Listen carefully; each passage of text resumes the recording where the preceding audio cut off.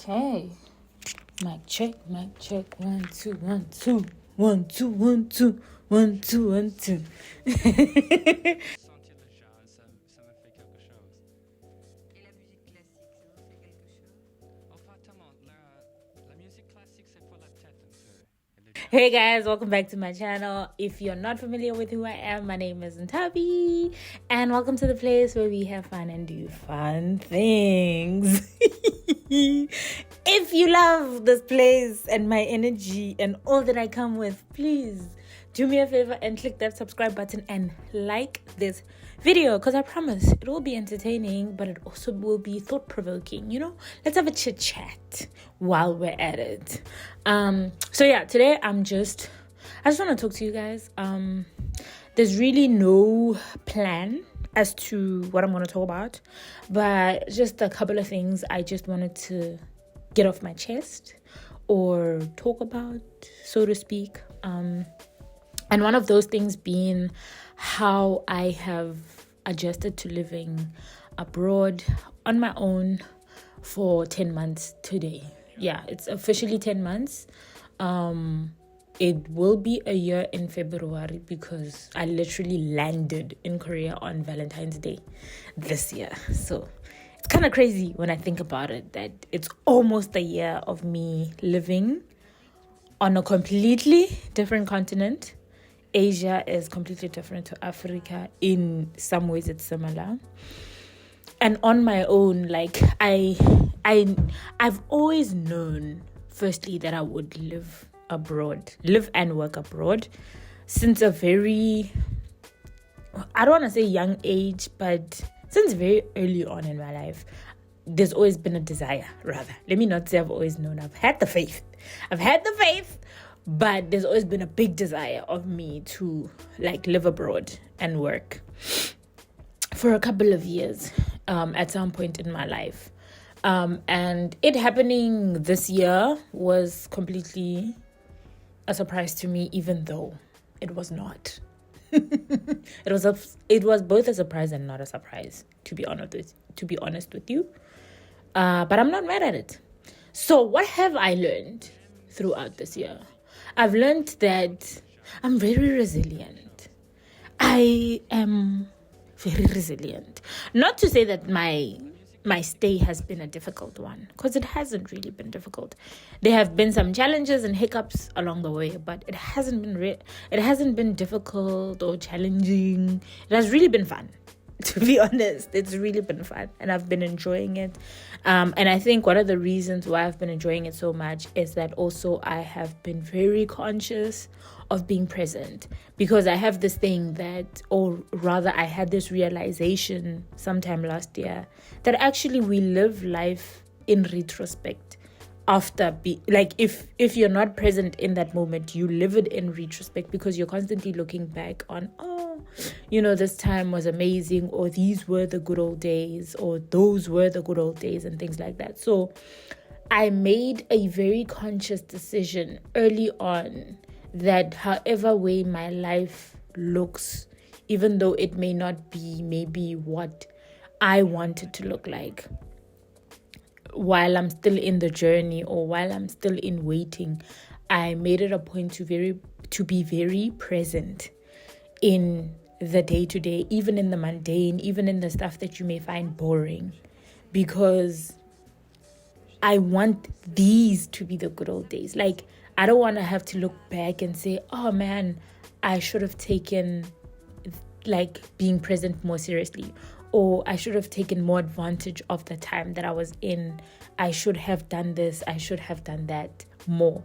And as I know, every day is the good old days, or every day is the good days, so that even when I look back in retrospect, I'm able to be at peace and content with the fact that I did everything the way I wanted it to happen. I gave it my all. I had fun. I laughed. I loved. And it was just amazing. Even in the challenges that I learned what I needed to learn, I was present for every moment, even the tough moments that I was present for, so that those lessons don't come back, guys. Because the lessons in woman, they are too painful to not learn the first time. So I was like, okay, let me be present in it. I mean, obviously sometimes you get carried away with routine and you're not noticing the fact that you're just brisking through things, feelings, events, life. But you know what? I think also it's due to the pandemic where it's just like, no, something has to give. Something has to change. My outlook on life has to change. And I just have to make the best of whatever current season that I'm in. And let me tell you, it has saved my life, actually. It has given me better quality of life. Because literally I make sure to have the best time in the season that I'm in. Like, I look at it now, I look at some of the videos that I was putting out for the past 2 years, like since the pandemic.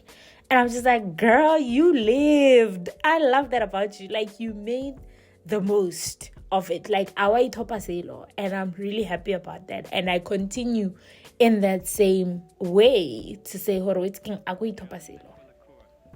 So I think that has been quite a journey for me, and obviously it has continued into this year where I've really just been having fun and being present. Like, being present has like really become quite an important thing for me. So now let's see, what else do I want to share?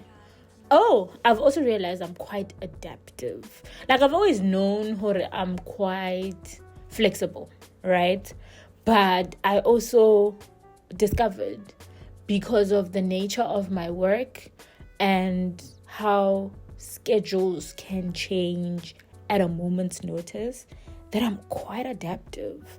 Like, it's a quality I've come to love about myself, where I'm just like, okay, the schedule has changed.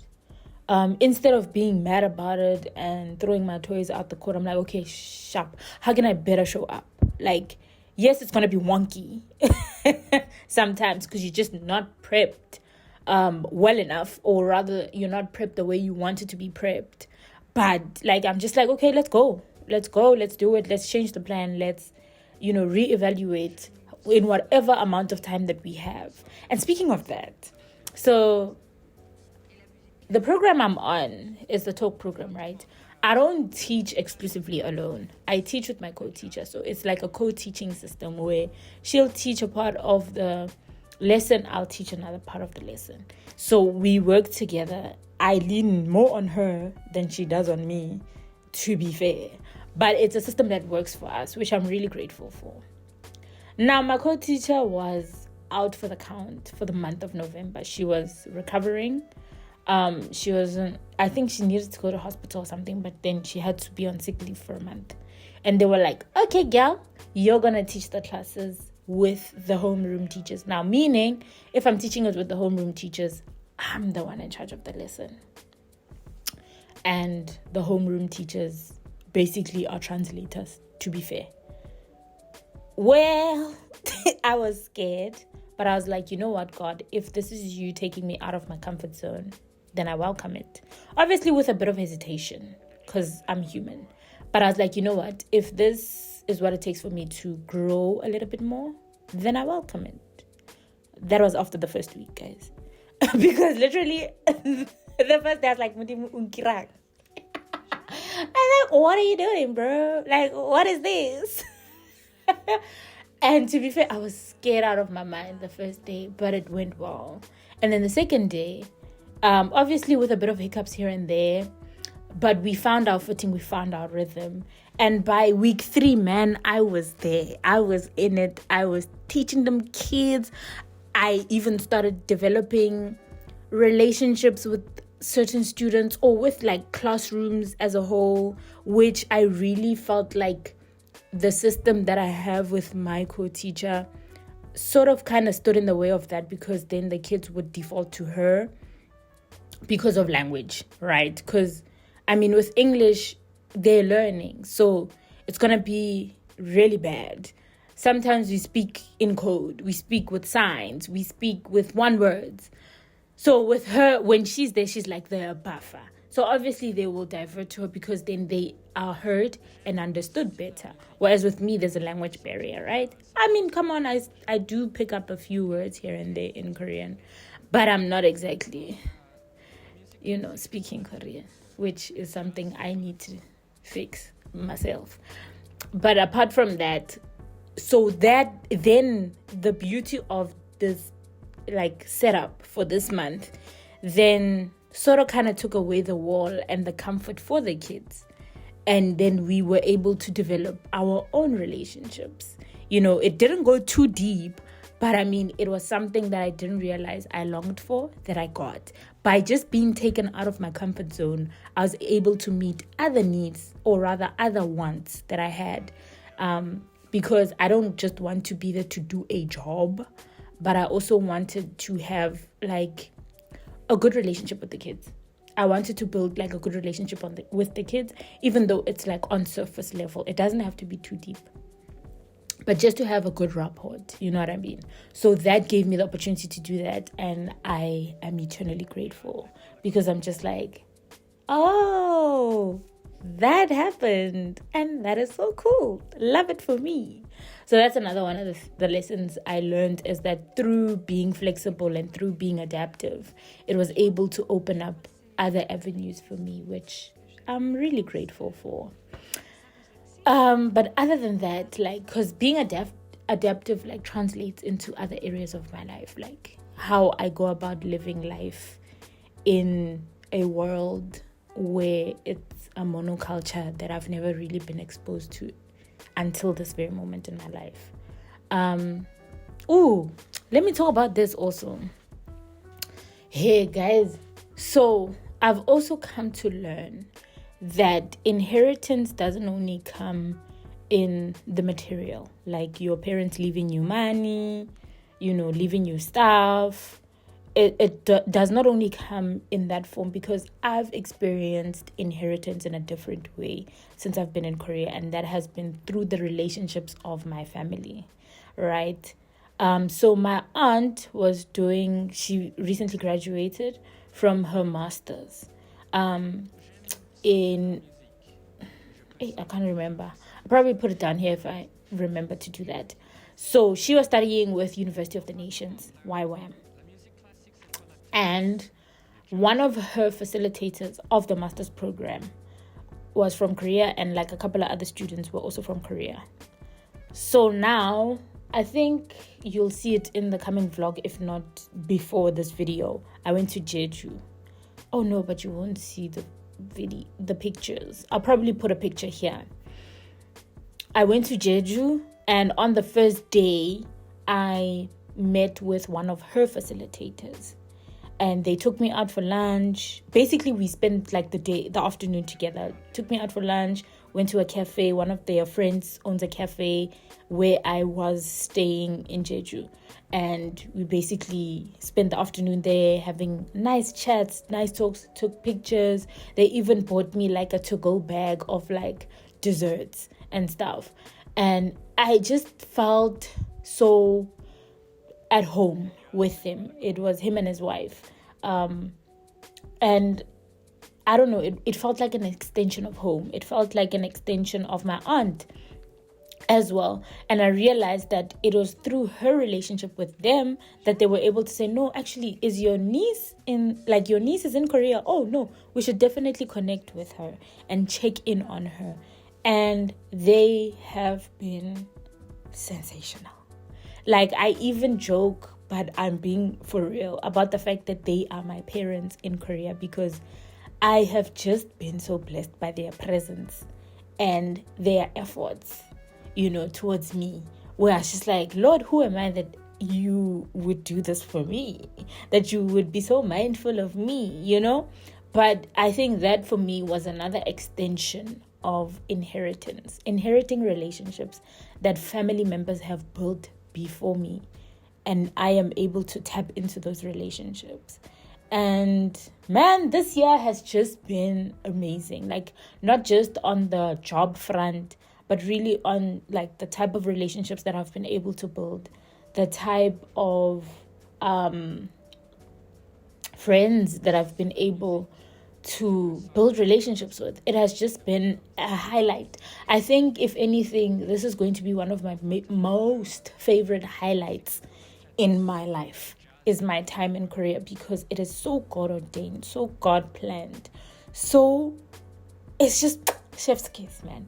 And speaking of that, of like relationships as well, I remember praying when I was home, praying for a friend, for a Korean friend, because life just makes a lot more sense, like in terms of getting into the beat of the nation, getting into the beat of the culture of the country, because then you won't be too attacked by homesickness, because you're constantly thinking about home, wanting to talk to people at home, all of that. Now that you're within the fiber, obviously you're not going to assimilate 100%, but it's always good to have a local friend that will help you sort of adapt. Yeah, that's a better word. Like, adapt to the culture and the rhythm of where you're at. And I didn't only just find one, but I found two. And that has been the biggest blessing of my life. Because my friend, Kuri, if you know, you know. My friend Curie, absolute angel. She's everything. This girl has not only opened up herself, but opened up her family to me. Obviously, we haven't been seeing each other as often this semester because she had to go back to school. But in the first semester, literally, we developed a friendship. We weren't only colleagues because she was volunteering at the school.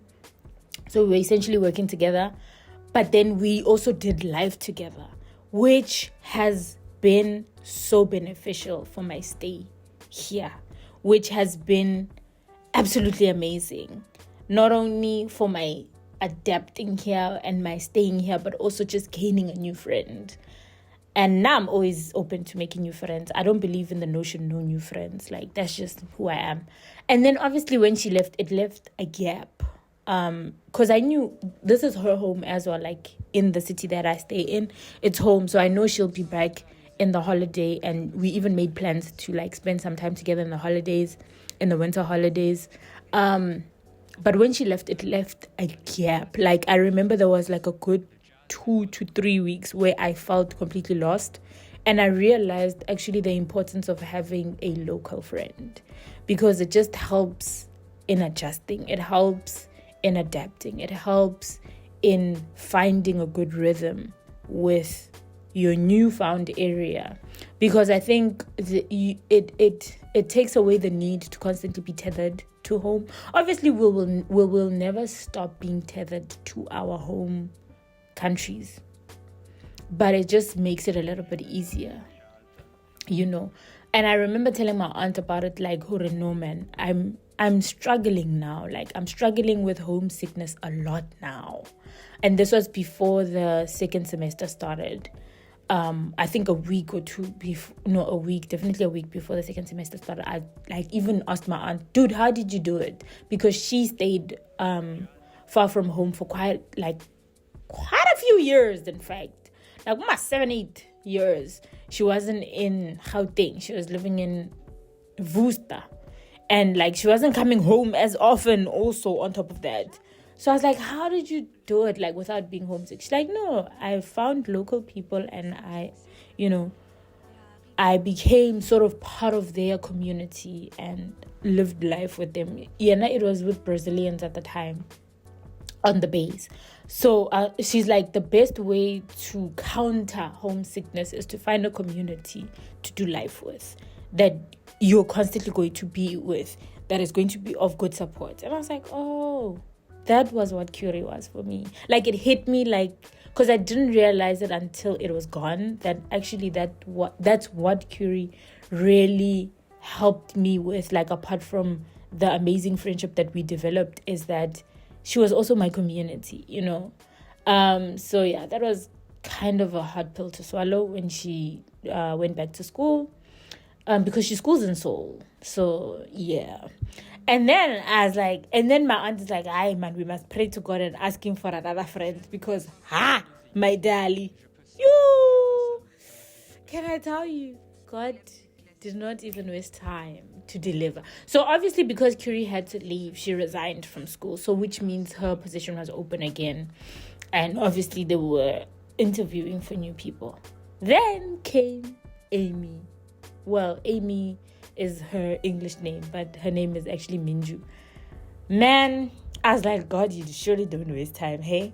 Because it's literally as though Minju came in and was like, babes, I'm going to take you under my wing and we're going to do this life thing together. Which has almost completely eradicated my homesickness. Because now I'm part of community again. Local community again. And I think if there's a single piece of advice I'd give anyone that is moving abroad is to find local people and build community, because it really helps with the loneliness that you may suffer from, with the homesickness that you may suffer from.